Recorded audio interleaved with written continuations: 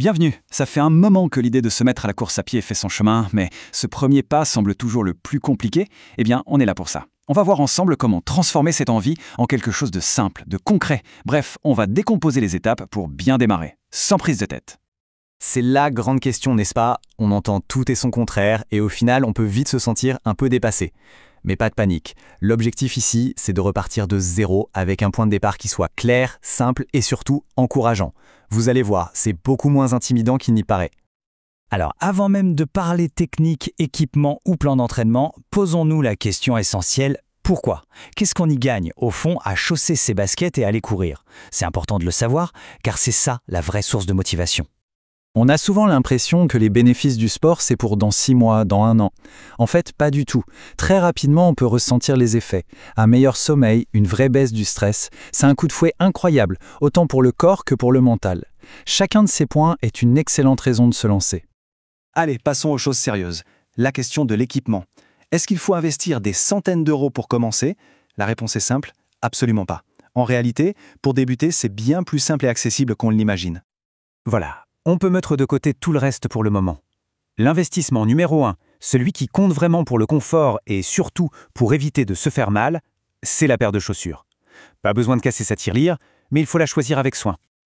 Ok, mais ça veut dire quoi, une bonne chaussure? En fait, il faut se concentrer sur 3 points clés. Le confort doit être immédiat, l'amorti doit être bon pour protéger les articulations, et le maintien doit bien envelopper le pied.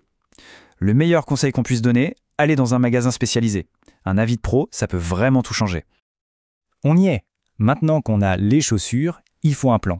Et là encore, l'idée n'est pas de viser un marathon dans un mois. L'objectif, c'est de construire des fondations solides de manière intelligente pour que le plaisir de courir s'installe durablement. Retenez bien ces 2 mots, parce que tout est là. Il faut vraiment voir ça comme la construction d'une maison. On ne commence pas par le toit. Le secret, ce n'est pas de se mettre dans le rouge dès la première semaine, mais d'être régulier et d'y aller petit à petit. C'est le meilleur moyen de progresser sans se blesser ni se décourager. Alors voilà un exemple de plan très concret. On voit bien qu'au début, on marche plus qu'on ne court, et c'est normal. Puis, semaine après semaine, on inverse doucement la tendance. Cette approche permet au corps de s'adapter en douceur sans le traumatiser. C'est une méthode qui a fait ses preuves pour construire son endurance, pas à pas. Et attention, petit détail qui a toute son importance, une sortie, ce n'est pas juste la course. Il faut absolument prévoir un petit échauffement avant pour préparer la machine et un retour au calme après pour aider à la récupération. Et les jours de repos, eh bien, ils sont aussi importants que les jours d'entraînement. C'est là que le corps se renforce. C'est non négociable.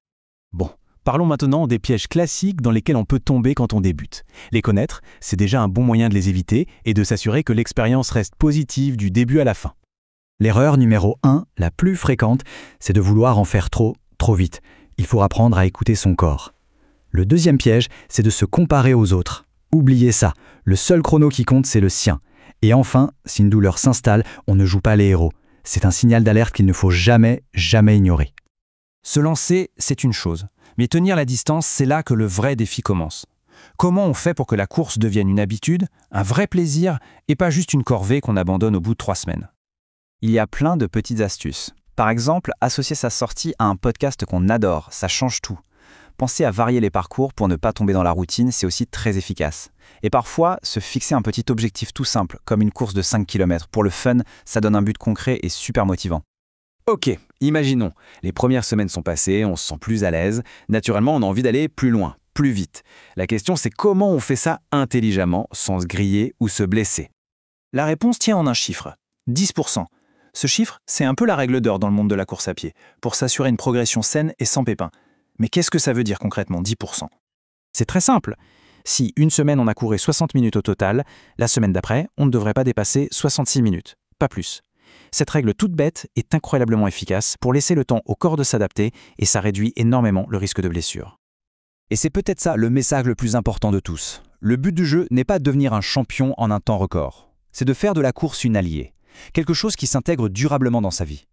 La régularité et le plaisir, c'est ça qui gagne toujours à la fin. Voilà, maintenant, toutes les cartes sont sur la table. L'objectif n'a pas besoin d'être grandiose. Ça peut être simplement de réussir à courir 10 minutes sans s'arrêter ou de faire 3 sorties dans la semaine. Le plus important, c'est de définir ce tout premier pas, celui qui va tout enclencher. Alors, on s'y met ?